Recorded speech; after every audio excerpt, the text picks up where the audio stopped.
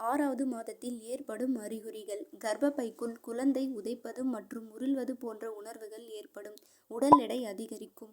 முகத்தில் வீக்கம் மற்றும் தாயின் கால் வீக்கம்.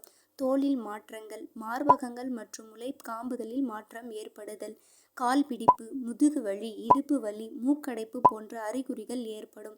பசி அதிகரிக்கும் போது எப்போதும் சாப்பிட விரும்பாமல் எனில் தொடர்ந்து சாப்பிடுவதை தவிர்த்து சத்தான உணவுகளை எடுத்துக்கொள்ள வேண்டும். உண்ண வேண்டிய உணவுகள்: விதைகள், கொட்டைகள், பீட்ரூட், முட்டைக்கோஸ், கீரைகள், கேரட், பூசணிக்காய், பச்சை பீன்ஸ் போன்றவற்றை வயிற்றில் வளரும் குழந்தைக்கு நல்லது.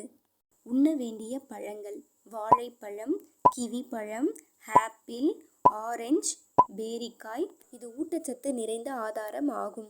பாலில் அதிக கால்சியம் உள்ளது. இது குழந்தையின் எலும்புகளை வலுப்பெற உதவும். அதிக பாதரசம் கொண்ட மீன்களை தவிர்க்கவும்.